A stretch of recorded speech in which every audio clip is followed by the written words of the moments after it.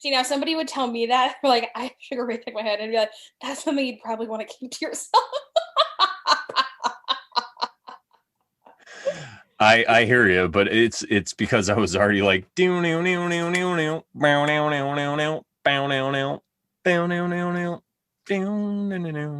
then so I figured I'd explain myself. Anyway, hey everybody, I hope you enjoy me. I don't know if that was singing the song, but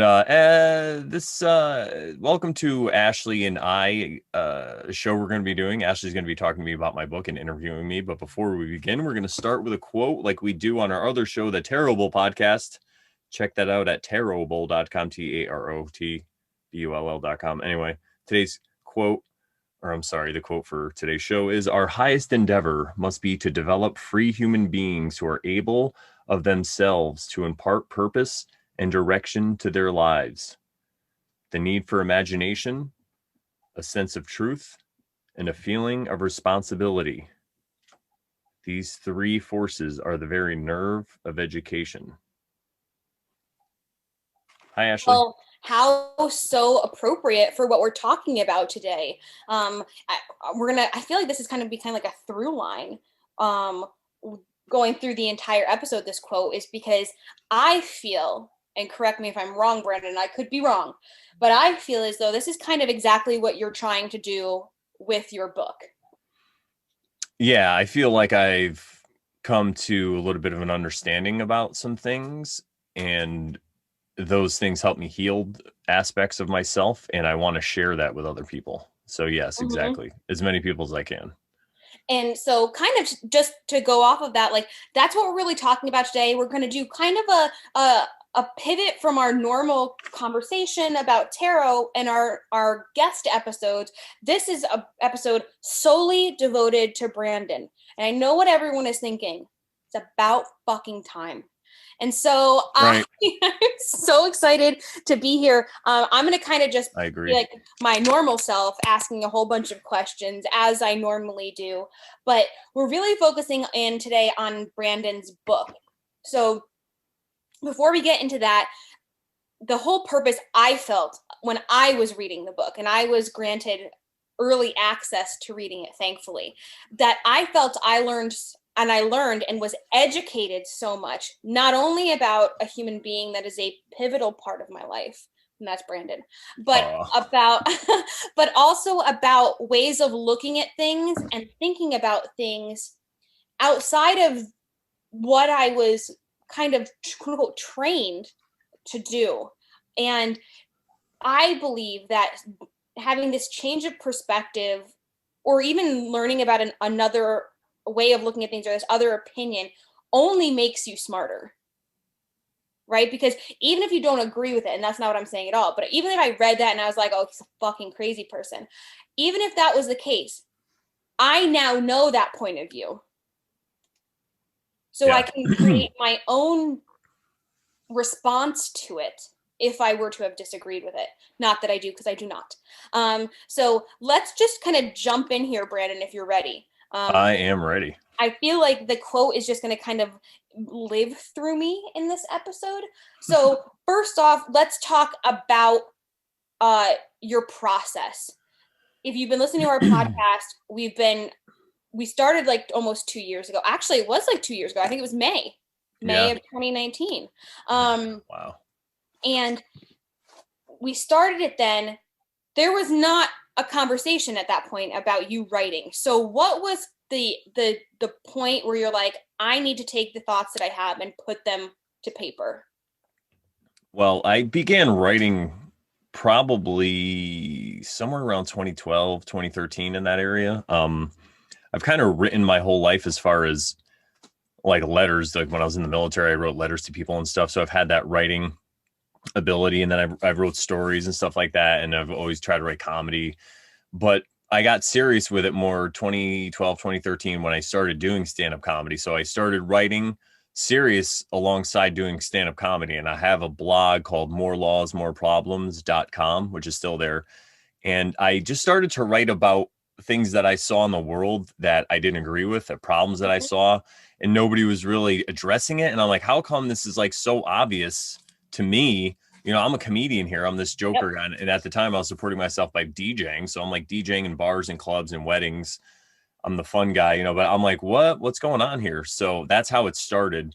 And as far as the process going along, I've always kind of wanted to write a book. I used to read a lot in the Marine Corps, not really in school. I never really liked to be forced to read anything. So I've read a few books, but I would always usually not read the ones I was supposed to and just kind of like get around it somehow, you know. Mm-hmm. But later in the Marine Corps, I found a bunch of different things that I loved, and I would just for hours I would read. A lot of times I was on an aircraft carrier. There's really nothing much else to do, that or video games or whatever. So I always thought about how I would write and how I would make the book as I was reading it. And so as the years progressed, I watched one of my friends, Pat Oates, who's a comedian. He wrote his own book, and he started by having his own blog, and he would write, and he's a comedian. He basically wrote tips on how to do comedy for other comedians. And he took all those tips and put them together and made a book. And I'm like, wow, I could do something like that. So I had that idea. I saw him do it. I saw it was possible. You know, and I think that's important too, because that's another thing I'm trying to do here is show people that they could do it also. You know, it's really not that hard, especially these days with the internet and the tools that are available. And, you know, I did Kickstarter. I got a bunch of people. Thank you, everybody that donated to cover the costs and stuff and to pay for things while I was writing the book. So it was kind of like they were paying me a job to write, you know. It was really nice. But what I did was I had this idea about, so I think it was 2020, when everything stopped, everybody had a reaction, obviously. My reaction was a little different than a lot of people's because I feel that I saw a lot of this coming. I was still shocked and kind of surprised by the reaction, but I got into the fear, but in my own way. It was a different line of the fear. And then that drove me, because anytime I get into those states of mind, I always look for comedy because that's something I've always done. And it drove me to certain people who were creating comedy, and it gave me a different perspective on what was going on. And once I gained that perspective, like you were saying earlier, it allowed me to see things. It was kind of that it's okay that everything's happening, you know, like I wasn't freaking out so much. It's like, it's all right. It's a cycle. Things happen. What can we learn? What could we grow? How could we be better now? And how can we adapt to go forward? And once I learned that, I wanted to put it down in paper, like what I witnessed, you know, because I feel like that change that we went through in 2020 is the change that we're going to go. It's like after 9/11, you know, now you got to take your shoes off. After 2020, now everyone's going to be wanting doing certain things, maybe wearing masks or staying away. So what I did was I wanted to talk about people's behavior changes. Hey, Kitty. And what I witnessed. Mm-hmm.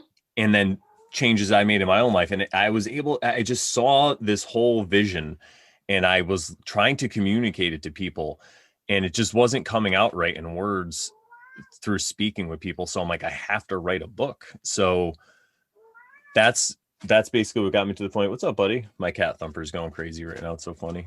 So once I realized though that I wanted to write the book, the process of actually doing it, I kind of went back to the tarot. It's pretty funny. I went to the tarot and to numerology and to just those principles. And I knew that a good foundation is off of a 4. Yep. So what I did was I outlined 4 chapters that were going to be the beginning. And it was going to start off as just a smaller book, like 4 chapters. That was it. And I actually wrote it down on a piece of paper with a pencil, what the ideas were, then did some drawings around them. And I just had this creation idea, and it was like a story was already there. I just had to fill it in.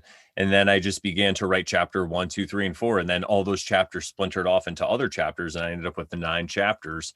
And every time I got lost, I would just go back to that original. It was just on a piece of paper that's like you can use for pencil drawing, or it came from a pad. It's like multi-mix media. You can even paint on it or whatever.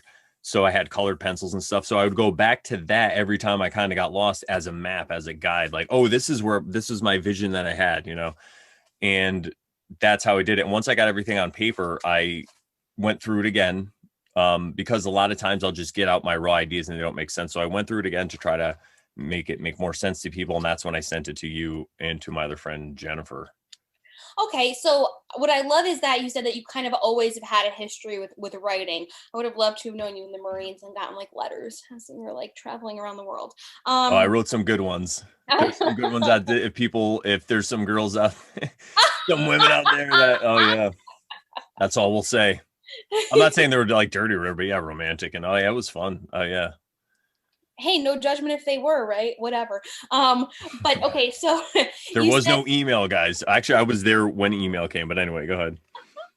so and then you said you were kind of inspired by how things unfolded. But I guess my bigger question here is why a book? Why not a blog? Or why not like articles or posts on Facebook or something like that? Yeah, that's a great question. And I feel that a book, because I wanted to start at the beginning and I wanted to have a really good foundation. So Mhm. I was making a bunch of videos prior to that. And I feel like for me, the videos were good. Some people were seeing it, but other people that were polarized weren't really seeing it. They weren't getting the vision. And for me, I had this message I was trying to get across, and I was feeling frustrated because I wasn't able to express it in video format like I wanted. Because, Mhm. like I said, so many people are polarized, and I wanted to get a message out to everybody. Because my book, I feel that everybody can read it, whatever you think the story of 2020 or 9/11 is, as long as you agree that something happened. Mhm. You can look at it, because I'm just talking about human behavior. At the end of the day, I'm just talking about uh what people did and what their reactions were and then how their behaviors changed after. So I felt that if I wrote it in a book, it's more like clay, because I can get my idea out and then I can mold it and work it. And then I can even work with other people, like what I'm actually going to be doing in the future. So I'm going to be working with somebody else and going through it, which is awesome, because that's what I want. Like, it's not an ego thing. It's not a me thing. It's just that there's this idea, this pattern I noticed, and I want to get it out there. And if I want people to read it and I want them to say, maybe I'm crazy, or maybe, oh yeah, there's a pattern here. What's going on? That's really what it's more about. And I felt that writing a book would be the best way. And now looking back, I'm really happy, because a book is something that is it could potentially outlast me. I mean, it probably Right. will, but especially if I get it in printed form, that's something that could be around for a very long time for other people to read.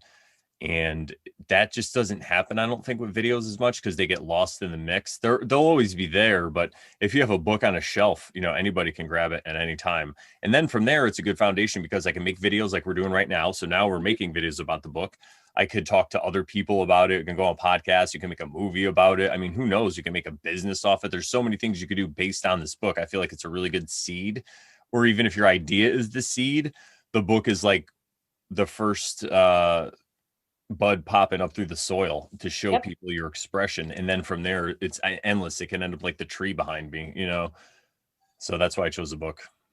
Okay, and so now let's talk about the title of the book. Can you just talk a little bit about how you came up with the title? Why is that relevant to you? And how you think it's going to kind of be eye-catching for the people who would be on the fence about reading it?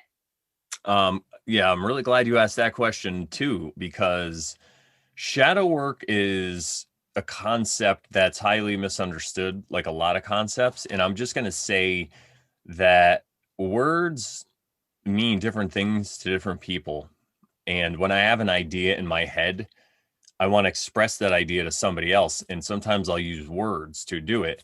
And the problem is, well, whatever, not the problem, but the situation arises that there's other people Hmm. who have ideas in their head, and then they want to express those ideas as well. Um, and they use those same words. And so other people will hear them use those words. And then also sometimes words get demonized or practices get demonized. And now when I speak about shadow work, all I'm talking about is healing trauma, healing wounds. It's talking about, it's really just sitting down, finding a comfortable spot, having no external, um, no sensitivity, what's the word I'm looking for, like nothing externally, like no music or whatever, just hanging out like behind a Hmm. tree behind me, nature, going for a hike or whatever. And when thoughts start to come up, you just work with them. And then sometimes you have like dark, deep desires or thoughts and emotions, like say you smoke cigarettes and you're like, I want to smoke a cigarette. So you can either smoke that cigarette, or you could just say, why do I want to smoke the cigarette, and just get into that, and then say, oh, is it because of something that happened to me when I was younger? Mhm. And when I was a kid, my parents used to argue. So instead of talking to somebody about it, I would just suck my thumb. And then later I just started smoking cigarettes. So you could go back into that and think about it and work on it. And it doesn't always feel good, but it's okay. You can forgive yourself. Now, this is what is shadow work. This is what I mean when I say shadow work. That's what I mean, right? I'm not talking about contacting entities. This is all internal stuff. This is all just, and Self healing. yeah, it's all about healing and being okay with it and being really grateful. Being grateful is a good way, because you could say, I'm grateful that I was able to use my thumb to soothe myself because my parents were retarded and they were screaming at each other in front of a toddler like a bunch of retards. But it was the 70s. What are you going to do? It happens. I'm just happy to be here, guys. I'm not complaining. That's what I'm saying. I'm glad that I went through what I went through. It was awesome. I love my parents. I'm not talking about them. Am I? Anyway, no. And But what I mean is this is what I mean when I say shadow work. So to bring it back to your question, I feel like shadow work was very important. It was a very vital step. So just me healing, me working on myself, that concept. And now it's known colloquially as shadow work in the new age, I guess, community. But this is just what I'm talking about. So now my book is, I talk about my own journey through going to the Marine Corps boot camp, how my we'll get to that. behavior. We'll get there. We'll Oh get no, there. I know. I'm just giving the quick thing. So I talk about myself. I talk about certain addictions that I had, right? But the book is also about behaviors I saw in society, because I was 25 during 9/11. So I saw everything happen. I saw the public's reaction to it. I saw the cries for war. Like I saw people like, let's get these guys and all mad. And I saw the Osama bin Laden toilet paper. You know what I'm saying? Like I Mhm. should have wrote that in the book. Like maybe I'll add that in. And which I get, I'm not like judging anybody, but I'm just saying, so I'm like, what's going on here? And then also 2020, like obviously we were all around, right? So we saw what happened. So I talk about that too, the behavior changes, what I witnessed, because a lot of people are go with the flow and they just kind of go with the flow. I'm not one of those. I like to go with the flow if it makes sense. And I'm a people pleaser, but I draw the line sometimes, and that's what I'm talking about. So I talk about those aspects. And so I feel that there was an aspect of the public kind of got like worked over a little bit, Yep. because there was like lies and stuff used, deception, and I guess no matter how you feel about what happened in 2020, we can all agree that the news lies. I mean, I'll prove it to you if you don't if you don't believe me. But so that's where it worked, like ED, like you got worked over. And I Yep. don't remember how it came to me. Maybe I was trying to come up with an idea of this book with shadow work and all this stuff, and shadowworked.com was available. So I was like, that's even more of a validation, because if it's a .com that's that short, you know what I mean? Like, I don't know. I was like, this is awesome. I'm jumping on it. So I feel it really encapsulates it. Plus, it leaves a little bit of mystery for people to kind of Yeah. like, then they'll want to like get into it. So I feel like it hits all the bells and again, it's my first book, so I don't really know what to expect, but I'm just kind of going off of intuition and because I'm a fan of a lot of other authors. I've listened to other authors podcasts. I've listened to Chris Ryan. I've listened to Neil what's his name, Neil Strauss. I read a bunch of his books. He writes for like the Rolling Stone, and he's also an author and a ghost author. He did like Courtney Love's Mhm. autobiography and all this stuff. So I consumed a lot of that media previous, and that's there somewhere, like it stays in there. So I used a lot of that and just basically off intuition. But yeah, I don't know. I felt like it was pretty dynamite title. I totally agree, and I have to say that Thanks. especially I'm more and more appreciative of it as we go and interview some of the guests that we've had on our show, because that is a phrase that I have heard over and over and over again used by them. And I will not lie, like prior to you sending me the book and me reading it, I had not heard that before. And so I feel it definitely is um is lexicon absorbed by a certain community, but also for people who maybe are like, if they wanted to like look it up, like, oh, does that have like a specific meaning? You could easily like Google it and it would come up with exactly what that is. And so I think then you have a reflection of exactly what the book is about. Yeah. So now we'll get into like kind of the parts of Was that a compliment? Thank you, Ashley. I love you too. I give you compliments all no, the I didn't mean it like that. I meant because we're so logical and we're just like, blah, blah. And so I'm like, for the other people who are listening, that's what I meant. I didn't mean that. No, you do compliment me all the time, but it's just how we interact. Trust me, we know we love each other, but yeah, that was great. So you talk about your time in the Marines, and yes. And I really appreciate it because if you haven't read the book, Brandon discusses his experience in boot camp and he relates it to Full Metal Jacket. Now, I will talk about my own experience here for a second. Not that I was in the Marines at all, not that I went through boot camp. I did not. But I did, however, go through a very, very intense Stanley Kubrick phase maybe a year ago. So that's just as bad.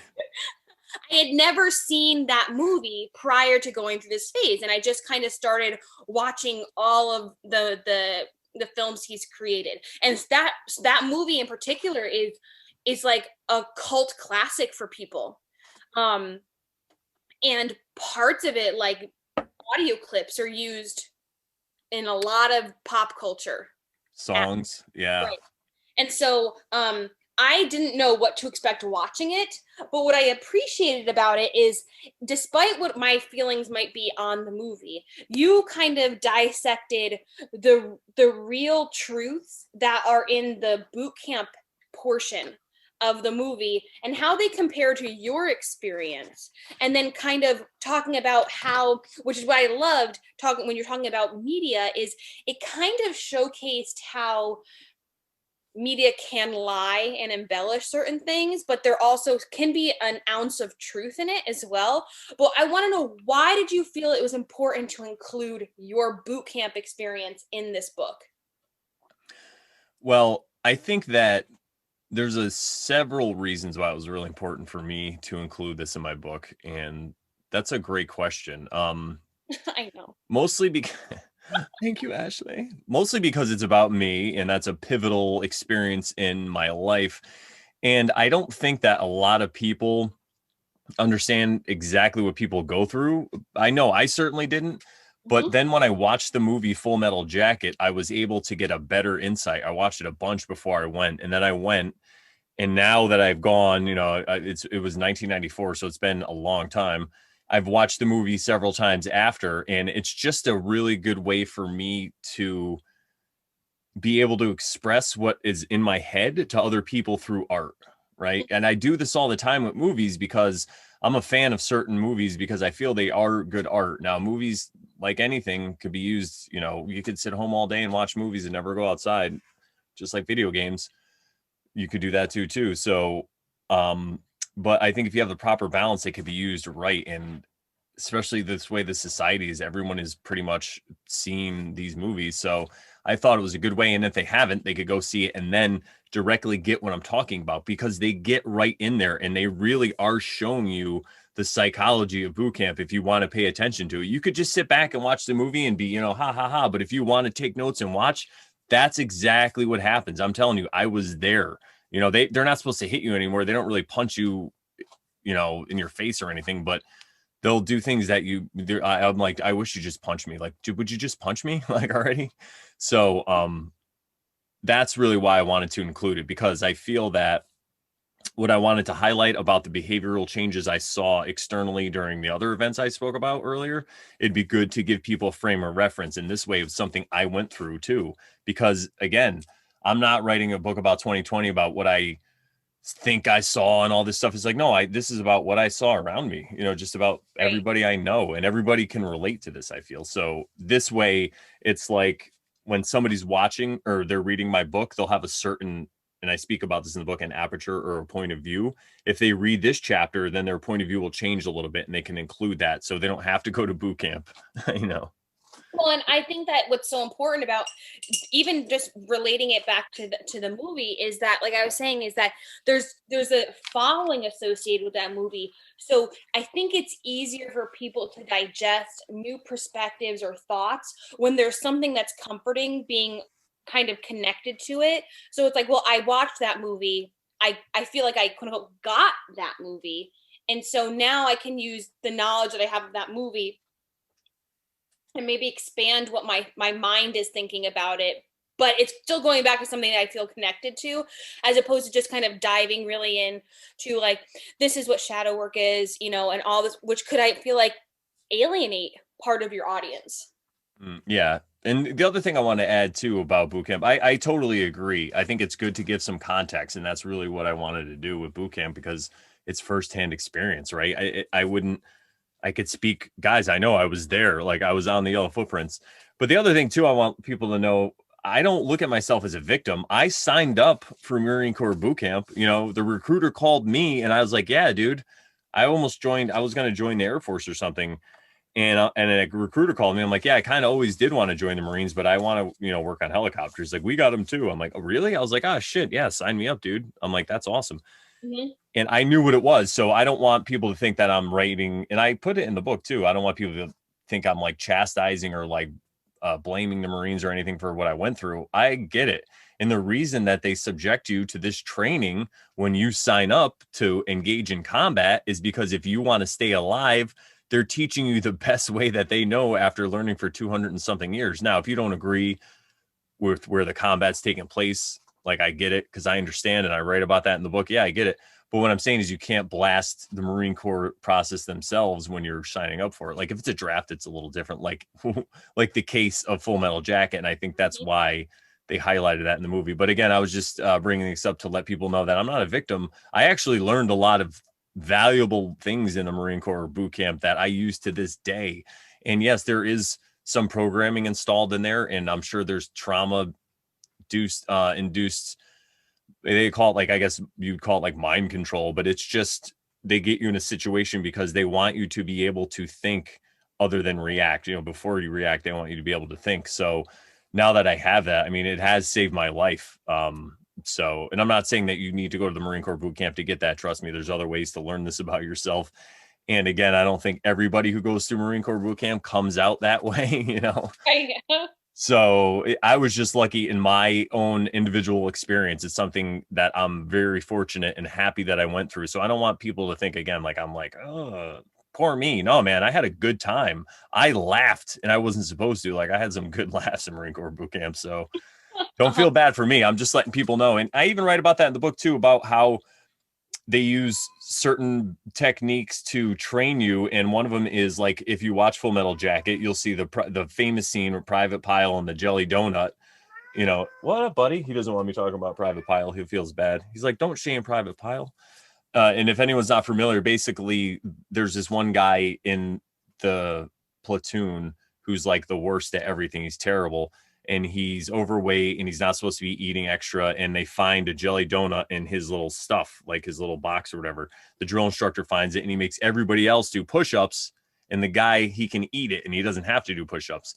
And what they do, the reason they do that is this way they'll get everybody else mad at him. So then they'll want to motivate him to be better. And I've seen this in action, and how it starts off is with you're actually trying to help the person. But if they don't take the help and they're not getting it, after a while, it could get physical and there could be abuse. And I explain that technique, and Mhm. people will think it's a terrible technique. But yes, but if you're going to be putting people in combat, this is Right. stuff that, you're giving them the right tools again. So that's all. I just wanted to say that about Marine Corps boot camp, because I'm sure a lot of people, because people have mixed feelings about the military, obviously. And I was in the military, and I'm not saying that I have a problem with people in the military, but I'm just saying if there's multiple levels to this. But anyway, thanks for the question. Yes. All right. So let's kind of go on. You also discussed that you feel like you overcame some intimacy issues. You talked a little bit, you hinted a little bit about that. Why did you feel it was important to include that, one? And two, do you feel like any people that read that and who knew you potentially in that time frame would be like, would have a certain feeling about it?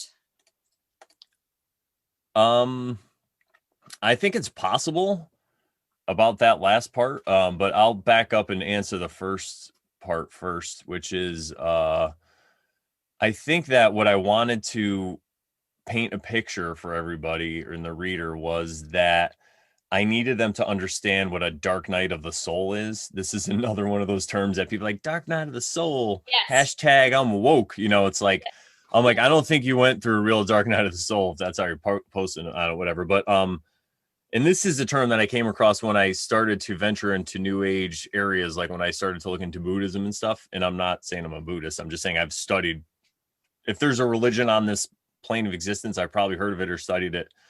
So, and what it refers to is just a time after, you know, we'll use one of their, like the butterfly, use that analogy. So you think about the caterpillar lives his whole life as a caterpillar doing caterpillar things, and then one day it gets called to build this cocoon. It can't explain it, so he just builds this cocoon and gets inside and does that transformation. Now that transformation, that is the quote unquote dark night of the soul. That's the part, that's the time where I'll say, in my own experience, I was engaging in a certain behavior, and then I had this way of looking at a world that just changed. It was like a boom, like all these facts that I had that didn't line up, some of them just got kicked out. It was like for a while I was holding these two different ideas that it was like cognitive dissonance is the term for it. And one of them just got bounced out. And once I realized it was crap, What do you and think it wasn't, of that, Brandon? what's Well, that? you said you like all of a sudden it was like a snap, and you're like, I'm, but what caused that? You just woke up one day, and I mean like figuratively and literally, like you woke up, you open your eyes, you're like, what the fuck am I doing? Or like what caused that? Well, okay, I'll tell you exactly what caused it. And it was funny because because the way that my brain works, I'm very analytical and I have to study a lot of sides of both things before I'll really go with it, you know? Mm-hmm. Instinctually, I'll go with things if they seem like it makes sense. I'm like, oh, that's cool, whatever. And then I start to look into things. But so I had this way of looking at the world, and there were certain truths that I had. I'm like, this, like a proof, like this is true and this is a fact. And then if it doesn't line up, you know, and then I was watching this comedian, Mike Birbiglia. It's so funny. And it was like on Netflix or whatever. And he said something toward the end where he was like, just because I was right, you know, it didn't mean that it was the right choice or it was the right thing. And basically it boils down to something that I've learned hermetically, that all true, it's the statement that says all truths are but half truths, just depending on how you look at it, on your perspective. So once I came across this whole mind-blowing concept that just because I had a truth, it was just because it was the way I was looking at it. It was just like Obi-Wan, you know, says to Luke, I think it was on the Millennium Falcon, he talks about that, you know, it's like from a certain point of view, you know, like when he says that, that's exactly what they're talking about. It's just that. So I had this perspective. So I had this whole idea that monogamy wasn't natural. Like we didn't evolve monogamously, you know, we don't have to be monogamy. And that could be a true fact.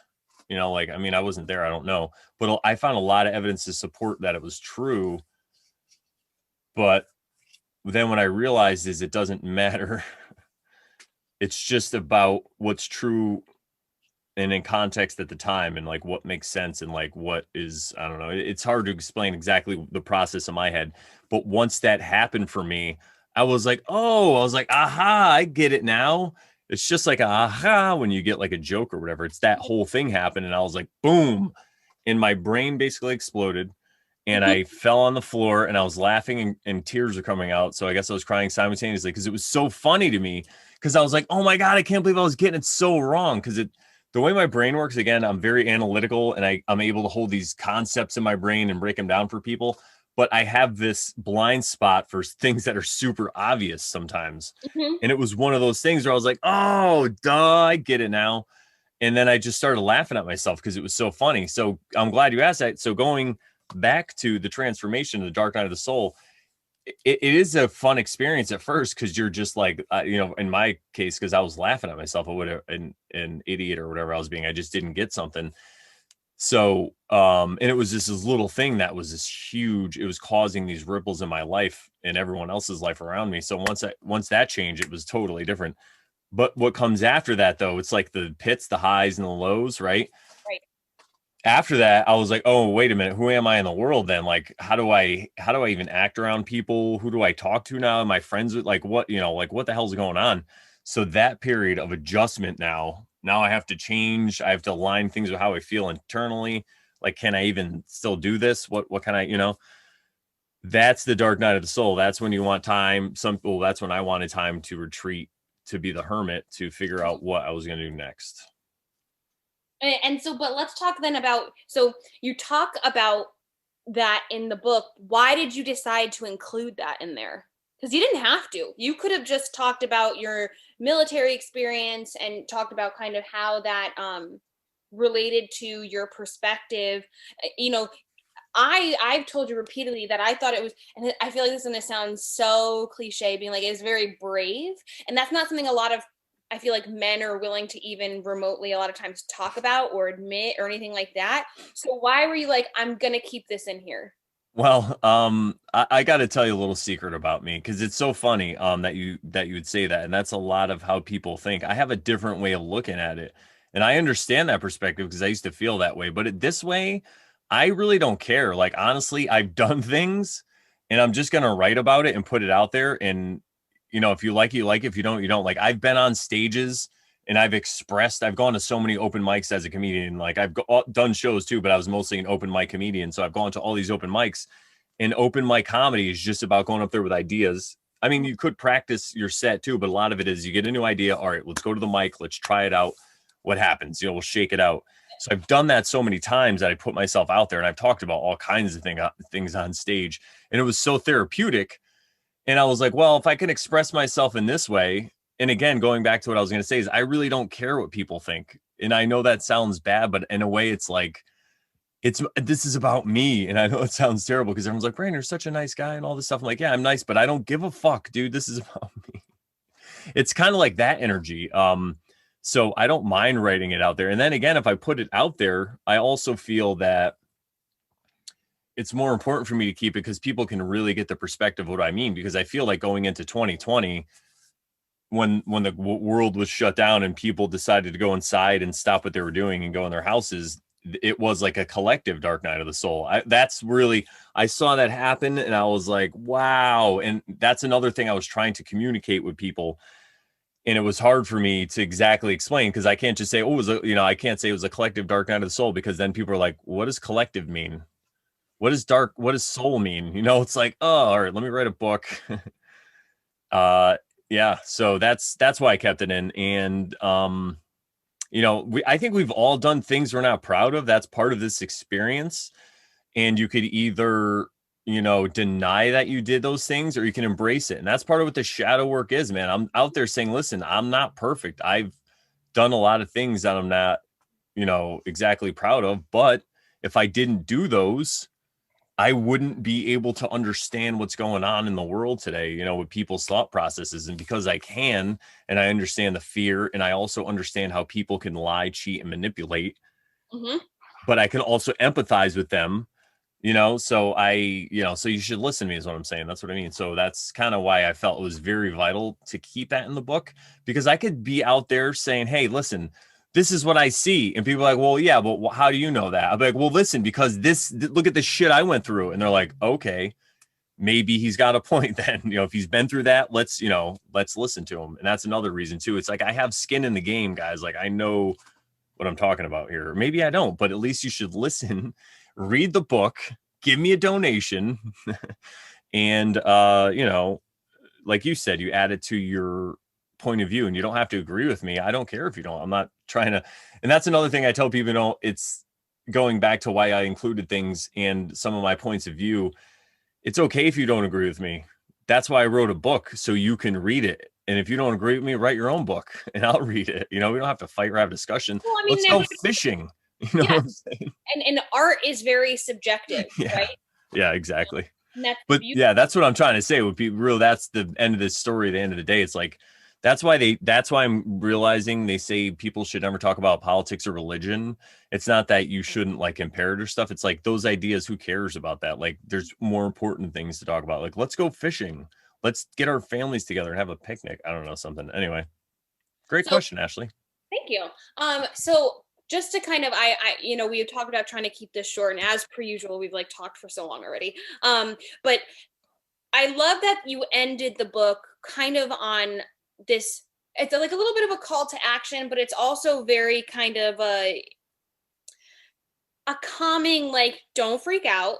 Like these are like kind of the steps we can take moving forward. So I want to just say, moving forward, what is your next book? Ooh, that's a good question. I didn't expect you to go there, Ashley. That's our show, folks. Thank you for tuning in. Well, I just want to quickly touch on what you said about the end of the book. I this is the thing, because I feel that I'm responsible now, because I put some truth and I put perspective out into the world, that I'm also obligated, because anytime, again, truth is, there's a couple things about truth. It could be one of the most offensive things that there are out there. If you are a drug addict and you just want to just do your drug all day, and someone keeps trying to tell you, but you're destroying your life, which is something that's true, they say, fuck you, I'm going to do my drug all day. Can't you see?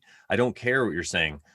So in that whole thought, by exposing people to some kind of like different truth or a new point of view where they might come across a new truth, I understand how it could be very earth shattering. And like I said, look what happened to me. I fell on the ground laughing and crying at the same time, like a lunatic. It must have been a full moon, right? But so I want to provide a little bit of comfort, because guys, it's always been this way. Like, no matter what kind of revelation you came across in 2020 or whatever in your life, the world is a stage. Shakespeare said it. So there's always been people who want to control larger groups of people. There's always been manipulation. There's always been, illnesses, sick, whatever. There's always been some kind of protagonist, or no, antagonists to the human existence, right? There's always been something. So what I'm trying to say is, it's okay now that you figured it out.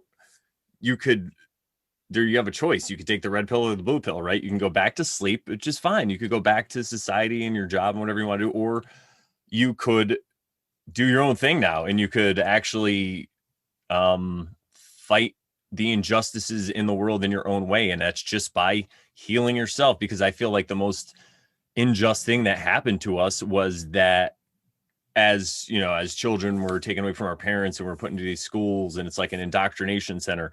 And again, here's some truth that people are going to hear and they're going to freak out. What if you're a teacher? You're going to be like, what do you mean? You're trying to say I work at an indoctrination center? What I'm just saying is that I feel the way that we're living now is kind of really far away from nature. And that's what manifested what happened with 2020.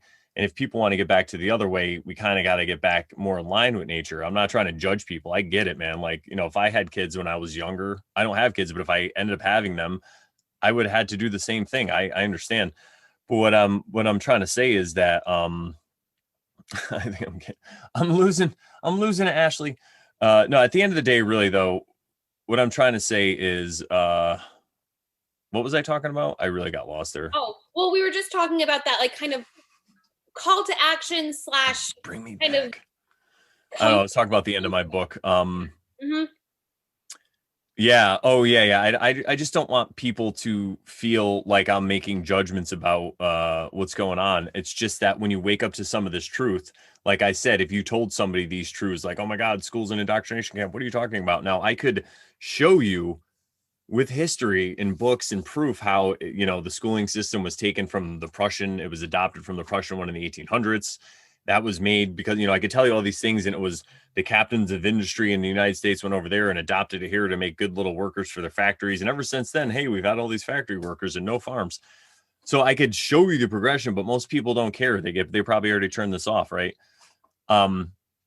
But if you wake up to that, it could be very jarring. You're like, oh my God, all this stuff. And what I'm here to tell you is, like, it's okay. Now you could start to take steps and actions. And that's really what the dark night of the soul is. It's when you want to change your behavior, whatever it is, and you're doing it on your own terms, in your own time. And once you wake up to that, you don't have to freak out and spaz out and go, store a bunch of water and canned goods because you think the end of the world is coming. You could look around and see where you really are, open your eyes for the first time and see where you really exist, and then move forward from there. And it's a beautiful thing. That's what I'm here to tell you. It's great when you open your eyes and see some new things. At first it's scary, but it could be very beautiful. So that's why I wanted to include that. And then going forward, I have a few ideas for books. The way that it works with me is I can only really focus on what I think is most important at the same time.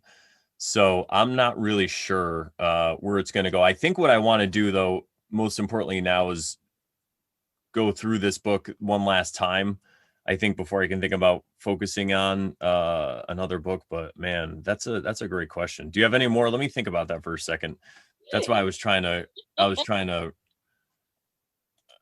the word? I would love for us to kind of also talk now about like, where do we find this book?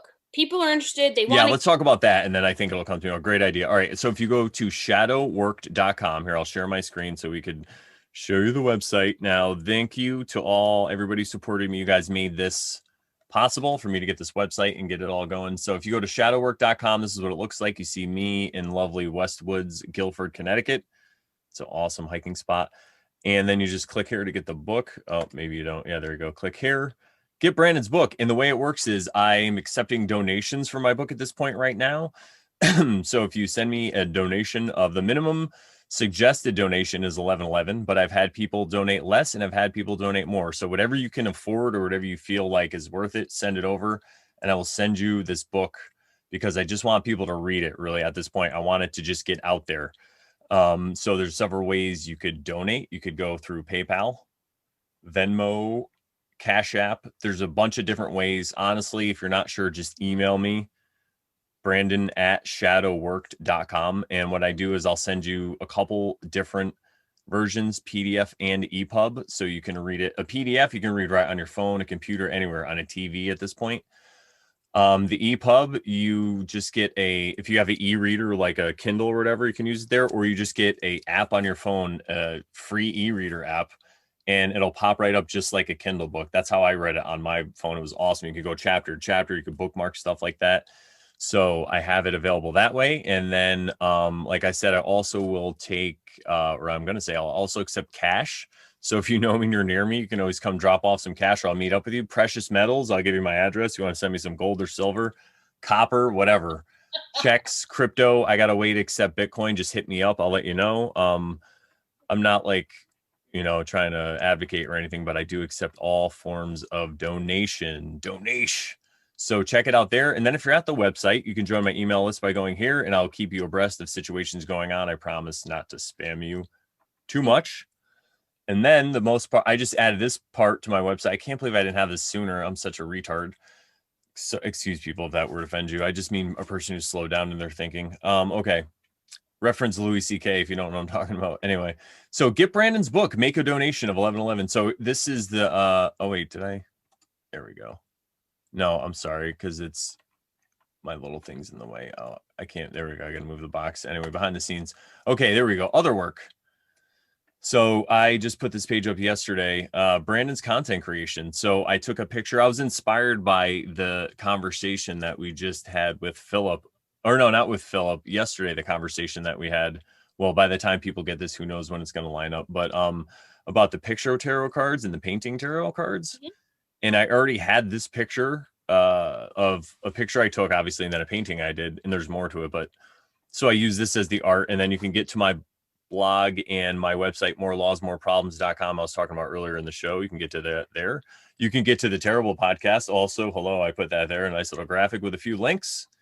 And then I put my welcome video on YouTube up there because that kind of gives an idea of people what I talk about. And then a couple links to other stuff like my BitChute. So check that all out there. And I guess I would, you can see, I mean, you got a lot going on here. So maybe the next book isn't necessarily on the forefront of your mind of what you got going on. Yeah. Oh, you know what? I'm glad we went through this first, because here, I'm going to stop the share here. I remember now the idea that I had for another book. Now, I don't know if this will be the next book, because there was another idea that popped in that might be a quicker idea, but now it's written down somewhere. I got to go find it. But anyway, so the idea that came to me was I kind of want to write a book about my life experiences, because I've had this life. It's similar to it's like a low budget Forrest Gump. I could say I'm like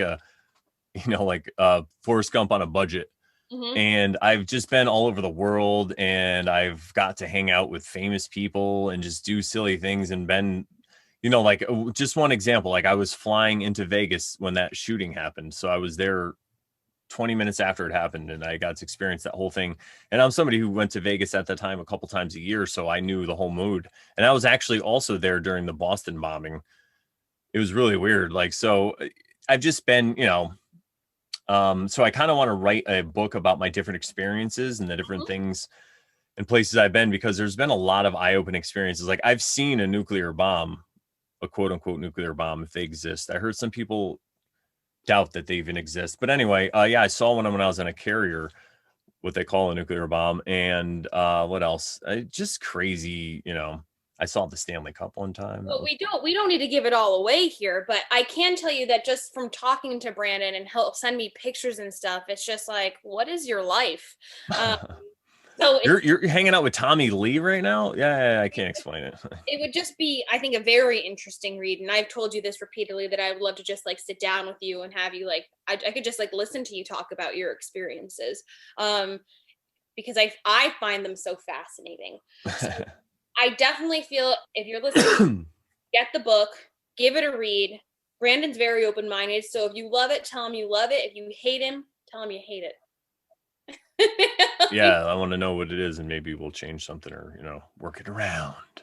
But yeah, all right. Well, I want to thank everybody for listening to this interview. Thank you, Ashley, for Yes. asking me those really like on point questions. I had no idea, guys, just so you know. She's like, "Do you want to know the questions ahead of time?" I'm like, nah.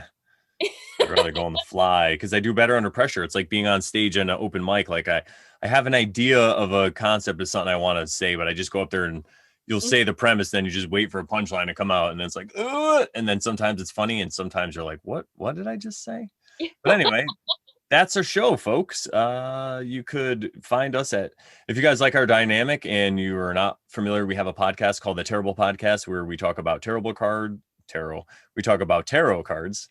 Mhm. And it's tarotbull.com, but it's mostly about psychology. And we also have guests on once a week, which is a lot of fun.